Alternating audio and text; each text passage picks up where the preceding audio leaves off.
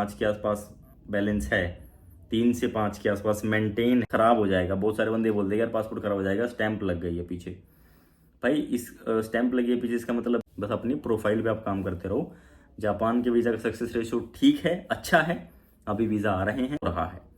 तो अभी के टाइम में सिचुएशन ये है, तो सोच समझ के ही आप अपना जो पासपोर्ट है वो सबमिट करवाओ। अदरवाइज आपको मान लो कहीं और जाना है, कौन और लोग नहीं जिनको अप्लाई करना चाहिए।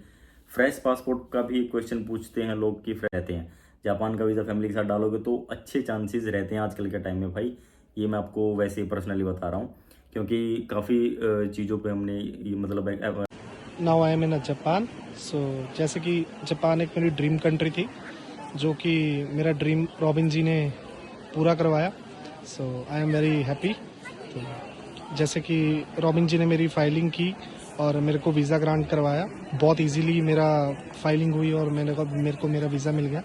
और वीज़ा आने के बाद अब मैं जापान का ओसाका डियर पार्क एक्सप्लोर कर रहा हूँ। सो मैं भी आपको रिकमेंड करूँगा कि आप भी रॉबिन जी से अपनी फाइलिंग करवाइए और जापान आइए घूमना। तो hello friends, welcome back to the channel. मैं रोविंद धीमान आपका स्वागत करता हूं। और भाई इस वीडियो में हम बात करेंगे एक और अप्रूव्ड जापान के वीज़ा के बारे में। तो भाई ये भाई साहब हैं और इनका वीज़ा विशाल विशाल जी, इनका वीज़ा अप्रूव हुआ है। और ये वीज़ा थोड़ा सा स्पेशल है भाई, ये मिला है 90 डेज़ के लिए। अभी मोस्टली आपने एक बार ये देखो आप, तो ये 90 डेज़ के लिए वीज़ा अप्रूव हुआ है। तो काफ़ी सारे वीडियो आपने देखी हैं पहले, जिनमें मोस्टली सबको ही पता है कि भाई 15 डेज़ की एंट्री मिलती है, बट ये 90 डेज़ का स्टे इनको मिला है। तो इसके बारे में हम इस वीडियो में बात करेंगे। और अप्रूव्ड वीज़ा है, अभी रिसेंटली आया है। कितने दिन में आया, अभी बहुत सारे बंदों के सवाल हैं कि कितने दिन में वीज़ा आ रहा है और डॉक्यूमेंट्स कौन कौन से हैं, क्या प्रोसेस है, अभी के टाइम में सक्सेस रेशो कैसा है, काफ़ी सारे पूछते हैं। तो हर एक वीडियो में लेटेस्ट अपडेट एक शेयर कर देते हैं, जिससे आपको आइडिया हो जाता है कि हाँ भाई आप लोगों को करना चाहिए या नहीं करना चाहिए अप्लाई। तो काफ़ी सारे डाउट्स आप लोगों के मन में रहते हैं, तो वीडियो के थ्रू भाई हम वो चीज़ बातचीत कर लेते हैं। प्लस लेटेस्ट अपडेट के बारे में पता चल जाता है, वीज़ा के बारे में पता चल जाता है, और सारी चीज़ों की इन्फॉर्मेशन आपको मिल जाती है। तो इस वीडियो में हम बात कर रहे हैं जापान के टूरिस्ट वीज़ा, स्टिकर वीज़ा के बारे में। मोस्टली लोगों को मिलता है 15 दिन का, इनको मिला है 90 डेज़ की स्टे मिला है, 90 डेज़ की एंट्री मिली है। कैसे, क्या प्लान था, क्या वो थोड़ा सा एक कैटेगरी वो अलग रहती है, तो उसके बारे में भी मैं आपको इस वीडियो में बताने वाला हूँ पूरा। तो वीडियो पूरी देख लेना। बहुत बंदे ये पूछते हैं कि भाई आपसे कांटेक्ट कैसे करें, नंबर।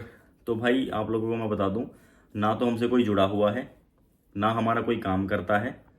जो कोई आपको ये बोले कि भाई मैं उन रोबिन भाई का काम करता हूँ, अलग से आपसे कोई कांटेक्ट कर रहा है मेरा नाम लेके, तो ऐसा बिल्कुल भी नहीं है भाई। कोई भी ऐसा एसोसिएट हमारे साथ नहीं है जो आपको ये बोले कि मेरे साथ उनके साथ वीडियो है, पहले आपने देखी होगी पुरानी। तो ऐसा कोई भी बंदा हमारे साथ काम नहीं करता। अगर वो कुछ करके फ्रॉड करता है आपके साथ, तो we will not be responsible. अपनी सोच समझ के साथ आपको ये डील करनी है, जो भी किसी से भी आप डील करते हैं, जो कोई हमारा नाम लेके अगर करता है तो। ठीक है। अब कांटेक्ट कैसे करना है भाई, इंस्टाग्राम के थ्रू कांटेक्ट करना है, स्क्रीन पे भी आ रहा होगा ऊपर, और डिस्क्रिप्शन के अंदर भी आपको लिंक मिल जाएगा, डायरेक्टली वहां से क्लिक करके आप ओपन कर सकते हो और वो आपका वहां से खुल जाएगा। तो अब हम बात करते हैं कि भाई जापान का वीज़ा लेना है। सबसे पहले आपके माइंड में क्वेश्चन आया कि जापान का वीज़ा लेना है, हमें क्या चाहिए। भाई सबसे पहले तो आपका एक वैलिड पासपोर्ट चाहिए। ठीक है, सबके पास होता है, जब आपको वीज़ा अप्लाई करना है तो होता ही है। जापान का वीज़ा लेने के लिए आपको वैलिड पासपोर्ट चाहिए। जैसे इनका आया है, एक स्टिकर पासपोर्ट पे लगेगा, और उस पासपोर्ट पे जो पेजेस हैं वो थोड़े से खाली भी रहने चाहिए, जैसे 3 या 2 3 4 पेजेस खाली रहने चाहिए।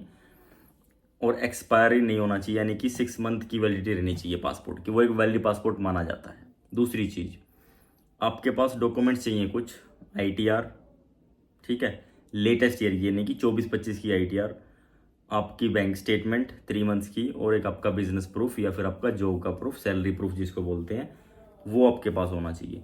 तो ये सारे डॉक्यूमेंट्स चाहिए होते हैं जापान का वीज़ा अप्लाई करने के लिए। आपने जापान का वीज़ा अप्लाई करना है तो ये 3 डॉक्यूमेंट्स मैंडेटरी हैं। अब इन केस भाई आपके पास ITR नहीं, आपने ITR नहीं डाली, तो आप क्या कर सकते हो। ITR आपने नहीं डाली भाई, आप 6 मंथ की सेविंग्स की बैंक स्टेटमेंट आप लगा सकते हो। अगर आपके पास ITR नहीं है, आप ITR आप भरते नहीं हैं तो लगा सकते हो। दूसरी चीज़, आपको जो स्टेटमेंट है वो स्टैम्प और साइन करवाने की ज़रूरत नहीं है। एम्बेसी नहीं कहती है कि भाई आप स्टेटमेंट को स्टैम्प और साइन करवाओ, वही कहते हैं कि आप ओरिजिनल स्टेटमेंट दो जो आपकी है। मैंडेटरी नहीं है, लेकिन अगर पर्सनली आप करवाना चाहते हैं so you can do it, वो कोई इशू भी नहीं है, आप करवा भी सकते हो। और आपका बिजनेस प्रूफ में आपका MSME आ जाता है, GST आ जाता है, आपका ट्रेड लाइसेंस आ जाता है, कई सारे स्टेट वाइज डॉक्यूमेंट्स अलग अलग होते हैं बिजनेस के, तो वो सारे ही एक्सेप्टेबल हैं, कोई प्रॉब्लम नहीं है। अब इसके बाद जो लास्ट वो चीज़ है, जैसे जॉब का प्रूफ, आपके पास आप जॉब करते हैं, आपके पास ना बिजनेस है ना ITR है, तो आप क्या लगा सकते हो, आपका ज्वाइनिंग लेटर, 3 महीने की आपकी सैलरी स्लिप, और आपका एक NOC लेटर जिसको बोलते हैं, लीव लेटर भी बोलते हैं उसको, कि आप ट्रैवल करने जापान जा रहे हो और आपको ट्रैवल करना है। अब आपको ये डॉक्यूमेंट्स चाहिए, देन यू कैन अप्लाई। अब इसके अलावा और कौन से डॉक्यूमेंट चाहिए, इसके अलावा आपको कवर लेटर चाहिए, ट्रैवल आइटनरी चाहिए, होटल बुकिंग्स चाहिए, फ्लाइट चाहिए, आपका वीज़ा एप्लीकेशन फॉर्म चाहिए। ये सारे डॉक्यूमेंट्स इनके अलावा आपको चाहिए, जो कि हम सर्विस में प्रोवाइड करते हैं। अगर आप किसी को सर्विस लेनी है, आपको जापान का वीज़ा अप्लाई करना चाहते हैं, तो ये सारे डॉक्यूमेंट्स हम प्रोवाइड करते हैं and we charge for that services. Normal charges है भाई, आप definitely you can try for it. Okay, अभी के टाइम में जो हमारा सक्सेस रेशो है वो भी ठीक है, मोस्टली कंट्रीज़ के वीज़ा अभी आ ही रहे हैं, जापान का भी अच्छा रेशो चल रहा है, तो आप ट्राई कर सकते हो। तो हम बात करते हैं कि भाई ये 90 डेज वीज़ा वाले का इनको कैसे मिल गया।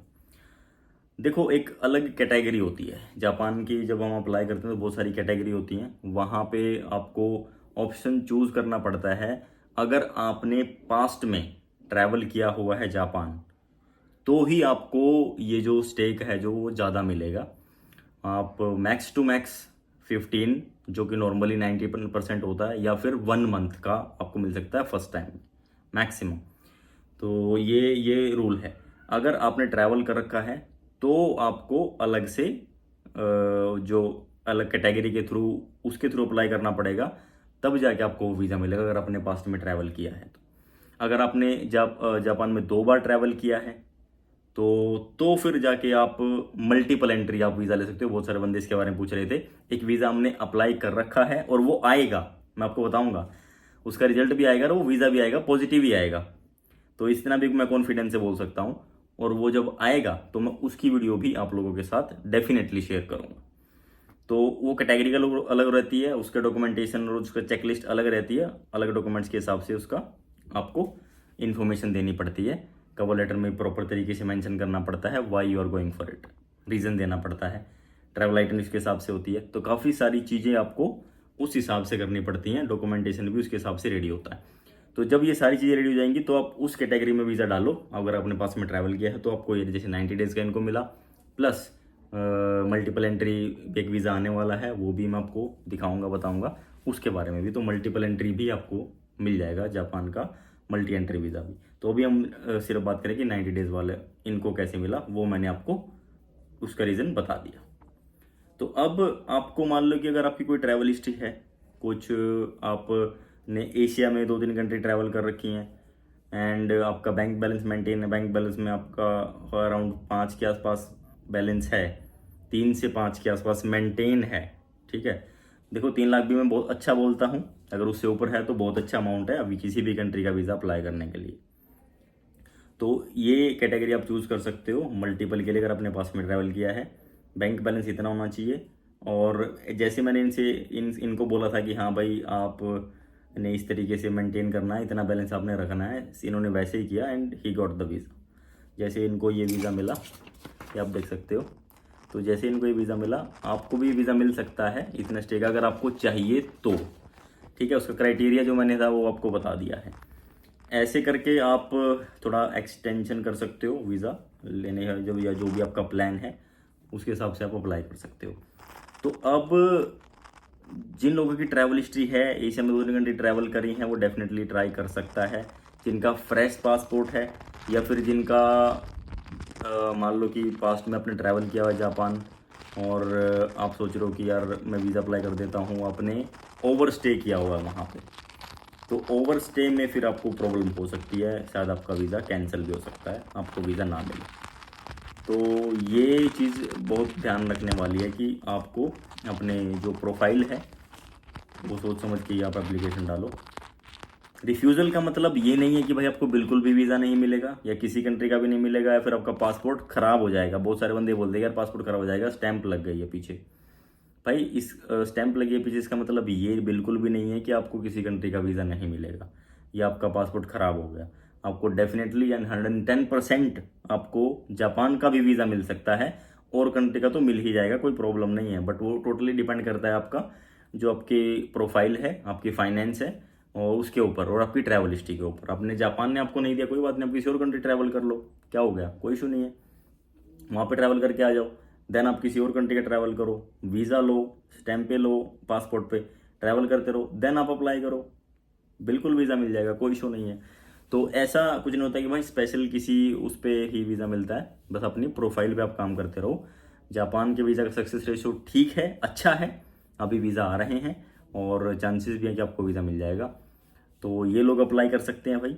कोई जैसे इनकी भी कोई बड़ी कंट्री नहीं थी और आराम से मिल जाता है वीज़ा, रिफ्यूज़ल के बाद भी मिल जाता है, ऐसी कोई प्रॉब्लम नहीं है। तो बहुत सारी चीज़ें हैं भाई, आप लोगों के सवालों के जवाब मोस्टली हम इस वीडियो में डिस्कस करते हैं। अब प्रोसेसिंग टाइम कितना लग रहा है, देखो मैं इसके बारे में बता देता हूँ। बहुत सारे बंदे का जो रिजल्ट जो है वो भी मोस्टली ले रहा है 20 डेज़, तो ऑलमोस्ट ले ही रहा है। 20 डेज़ में रिजल्ट आ रहा है मोस्टली, कोई ये नहीं कि भाई 2-5 दिन में रिजल्ट आता है। जापान का थोड़ा सा डिले है और कुछ लोगों का जल्दी भी आ रहा है और कुछ लोगों का 20 या 25 दिन से भी ज़्यादा लेट हो रहा है। तो अभी के टाइम में सिचुएशन ये है, तो सोच समझ के ही आप अपना जो पासपोर्ट है वो सबमिट करवाओ। अदरवाइज़ आपको मान लो कहीं और जाना है और जापान का आपने डाल दिया और वो डिले हो गया, अपने फ़्लाइट्स बुक रहती हैं आजकल तो लोग कर लेते हैं सस्ते के चक्कर में, तो फिर प्रॉब्लम हो सकती है। So you need to be very careful जब आप वीज़ा अप्लाई करते हो। तो इतना दिन का टाइम गैप आप लेके चलो ताकि कोई इशू ना आए, कोई प्रॉब्लम ना आए आप लोगों को, आपके ट्रैवल प्लान पे कोई इफेक्ट ना पड़े। तो होपफुली भाई मेरे हिसाब से मैंने जो भी चीज़ें थी, जो भी डाउट थे आप लोगों को बता दिए। इस वीज़ा के बारे में, इनकी प्रोफाइल के बारे में बता दिया और कैसे आप लोगों को वीज़ा लेना है उसके बारे में भी बता दिया, या फिर कौन लोग नहीं जिनको अप्लाई करना चाहिए। फ्रेश पासपोर्ट का भी क्वेश्चन पूछते हैं लोग कि फ्रेश पासपोर्ट अप्लाई करना चाहिए कि नहीं।